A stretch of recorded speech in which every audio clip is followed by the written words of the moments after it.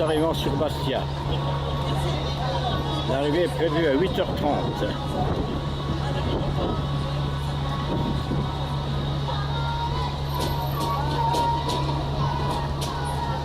Le soleil se lève. Et voici les côtes.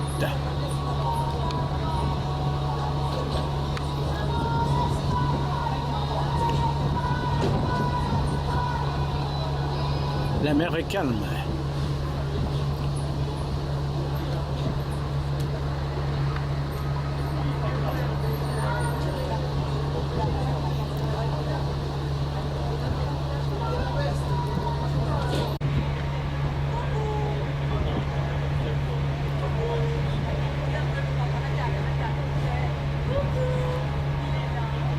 C'est formidable. Vous êtes bien réveillés.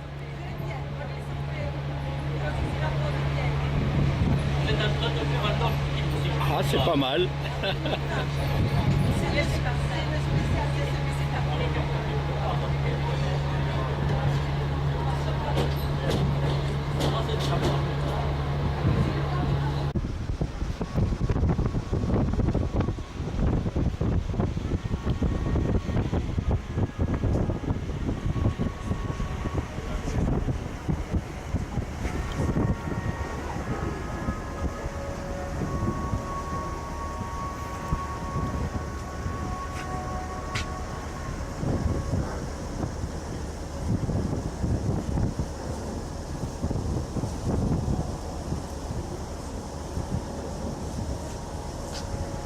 Le soleil se lève à l'est. Et voilà.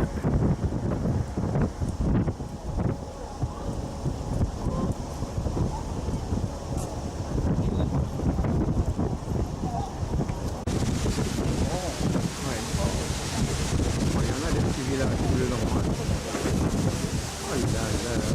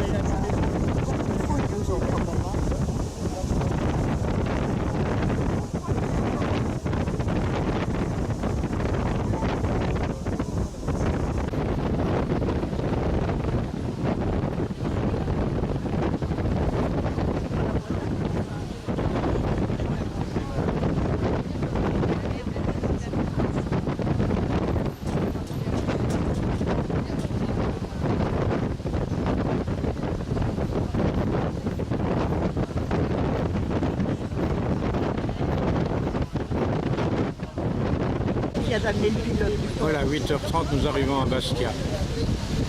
Nous sommes à l'heure. Le pilote est monté à bord. Non, regarde.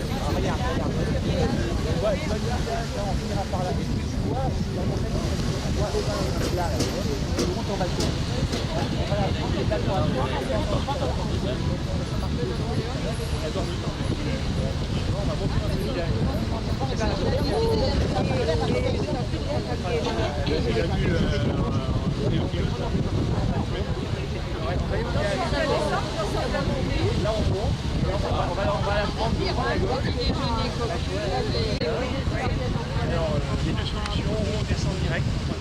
On va faire descend direct. Un peu dans les maisons plus hautes. On a fait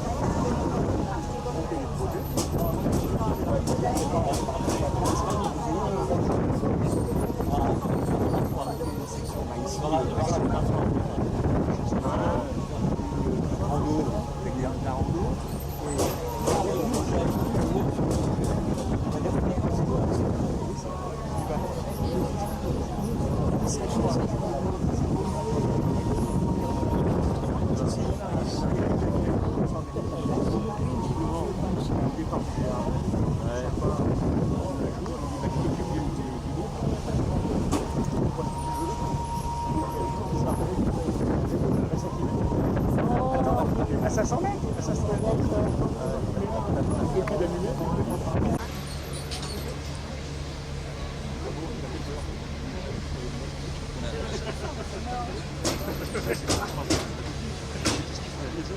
Tu parles de 50.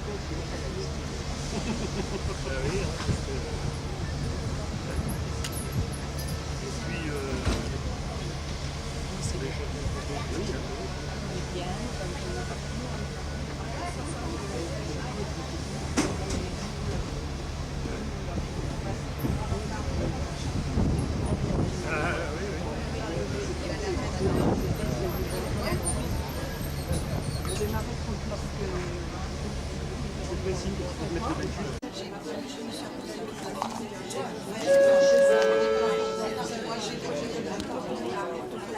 Mesdames et messieurs, votre attention s'il vous plaît, monsieur Roussillon, je répète, monsieur Roussillon est attendu dans le garage 3A pour le débarquement. Merci.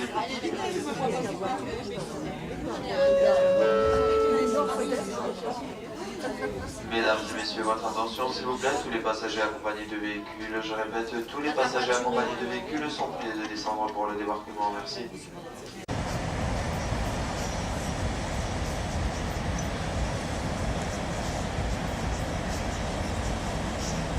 Et voilà notre bateau en entier.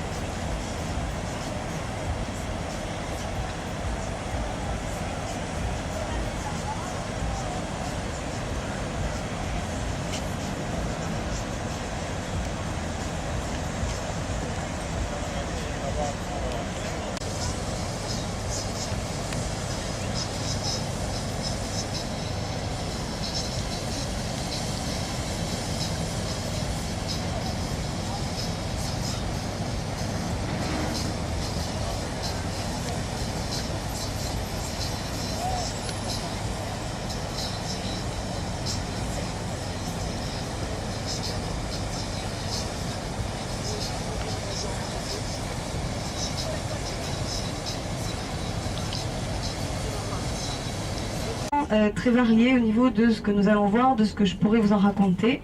Voilà, donc vous ne serez pas déçus, on dirait que ce sera une fatigue justifiée. Voilà. En plus qui s'ajoute à celle du voyage, mais bon, vous verrez que ça sera quand même bien. Alors, au de la cité. Alors Bastia, pour vous donner quelques indications, la région qu'on atteindra donc au bout de ces il y a encore une dizaine de kilomètres à faire, jusque quasiment à la mer. Voilà, c'est ça la Scala de Santa Regina. Alors, ce sentier qu'on empruntait à pied avec les bêtes, les ânes donc qui servaient à porter tout ce qu'on avait à porter. Donc pas de possibilité de calèche, choses comme ça. À l'époque, ça ne pouvait pas, on ne peut même pas l'imaginer. Donc tout ça, ça va être remplacé par cette route qui est sensiblement la même que quand elle a été créée, si ce n'est, comme je vous l'ai dit, qu'elle a déjà subi des travaux d'élargissement, malgré son aspect actuel qui semble encore très étroit, mais des pierres, il y a l'ento pour la porte. Et là, donc, ça indique bien qu'on a un abri qui était utilisé autrefois par les bergers. Et ça a été utilisé jusque dans les années 50-60. Ce qui veut dire que jusque dans ces années-là, les éleveurs, les bergers, donc chevriers ou surtout les brebis, pratiquaient encore la transhumance.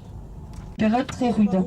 Alors si aujourd'hui on a le réchauffement climatique et il ne neige plus très bas, il faut savoir qu'à cette époque-là, il neigeait et la neige restait tout l'hiver à des altitudes, à partir de 400 mètres, on avait la neige. Donc ce qui veut dire qu'on était justement obligé de déplacer les troupeaux de manière à les emmener dans des endroits où il n'y avait pas la neige et où les bêtes pouvaient se nourrir. Alors il y avait la transhumance hivernale, mais il y avait aussi la transhumance estivale, puisque l'été, ça c'était encore pareil. Donc l'été, il fait très chaud.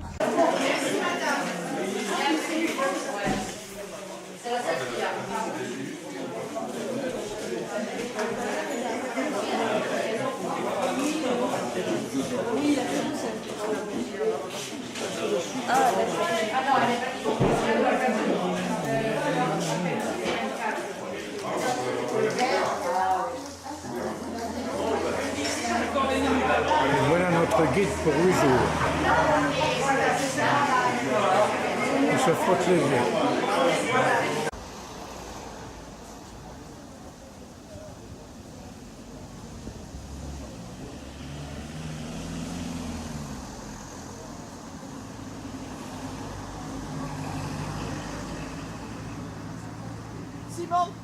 Simon, tu fais la manche?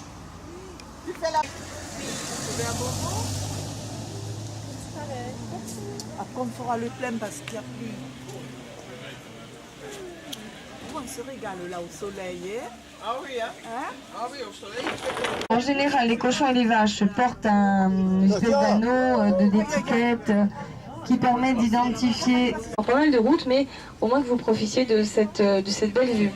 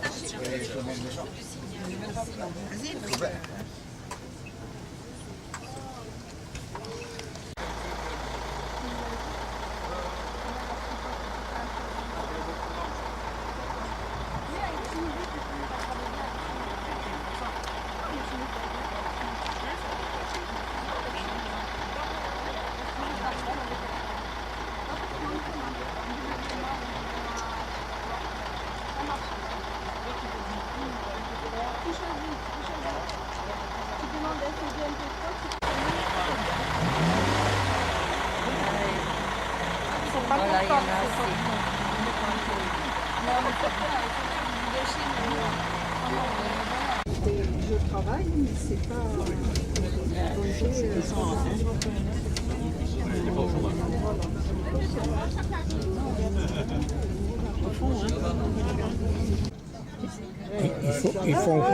Il faut passer là-dessus.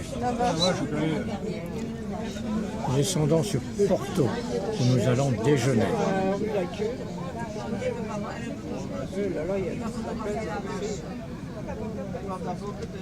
Fais un beau sourire. Comme on peut. Et on va surtout essayer de diversifier la filière châtaigne, excusez-moi, la langue qui fourche. Alors on va faire quoi? Donc déjà la châtaigne, on en fait de la farine, donc ça vous savez, mais ça n'est pas vraiment très rentable. Et on cherche en fait que l'on va utiliser pour la fabrication du marron glacé. Alors pour obtenir cette châtaigne-là, et beaucoup plus que les autres, on va devoir greffer donc le verger de cette variété. Donc il va falloir attendre que les greffes prennent dans l'agroalimentaire, au vendase, dans la construction. Donc il y en a comme ça beaucoup qui donc consentent à prêter des sommes d'argent. Il y a une commission qui se réunit pour des apéritifs que vous pouvez goûter à l'occasion. Et donc voilà, ça fait partie de ça. Donc c'est grâce aussi à Fait Montbui, par l'intermédiaire de la création de ces deux sociétés de marron glacé et de la bière, que la filière châtaigne et les castagniculteurs peuvent aujourd'hui, disons, vendre correctement leur production. Alors à droite c'est la spelunque, hein, vous l'aurez compris, hein, voilà. Voilà, on voit le sentier aussi, un peu plus bas. Alors aujourd'hui, je ne sais pas s'il y aura du monde, mais il y a pas mal de gens encore. Je me suis aperçue qu'il y a beaucoup de touristes qui arrivent encore en voiture à cette époque et qui viennent faire des balades à pied. Donc souvent on voit des gens qui marchent sur les sentiers. D'un peu plus bas on le voit. Donc aussi on est vraiment dans les golfs. On va retrouver dans le golfe de Porto. Alors forcément le golfe de Porto, c'est extrêmement fréquenté. Ça s'est développé justement à partir des années 70, puisque au nord on a la réserve de Scandella, qui est la façade maritime du parc. Des gens qui, comme nous, viennent juste y déjeuner, d'autres qui viennent y dormir, d'autres qui viennent y séjourner carrément sur plusieurs jours, qui sont percés, dans lesquels on a des grottes. Et il y a aussi donc une arche dans laquelle passe le bateau, une arche qui perce le Cap Rosso, qui est la limite sud